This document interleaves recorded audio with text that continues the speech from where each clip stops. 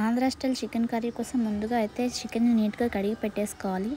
Next వచ్చేసి మసాలా కోసం జీలకర్ర, ధనియాలు, గసగసాలు, ఎల్లుల్లిపాయలు, అల్లం, ఉల్లిపాయలు అన్నీ కలిపేసి మెత్తగా పేస్ట్ చేసుకోవాలి మిక్సీలో వేసుకొని. నెక్స్ట్ స్టవ్ ఆన్ చేసి కడాయి పెట్టుకొని కడాయి బాగా వేడయ్యాక అందులో ఆయిల్ అయితే వేసుకోవాలి.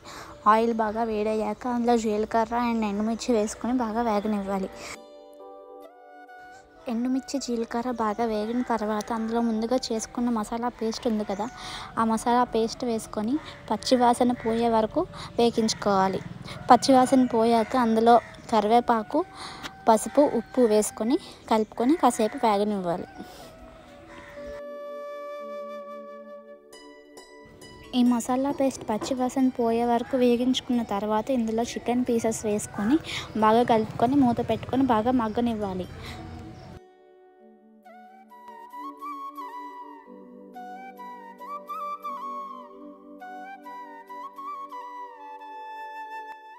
ముక్కలు బాగా మగ్గిన తర్వాత ఇందులో కారం వేసుకొని కలుపుకొని మూత పెట్టుకోవాలి.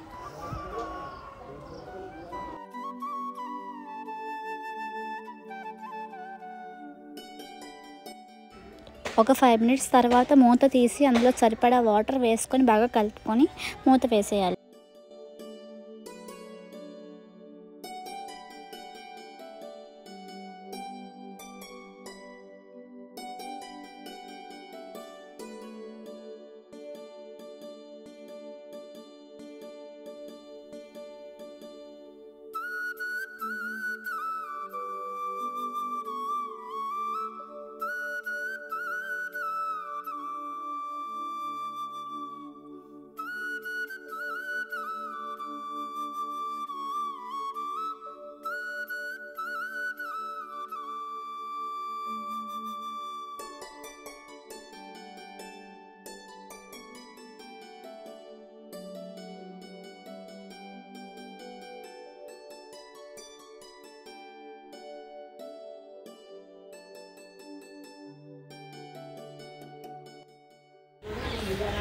ఇలా గ్రేవీ దగ్గర పడే వరకు ఉంచుకొని స్టవ్ ఆఫ్ చేసేయడమే.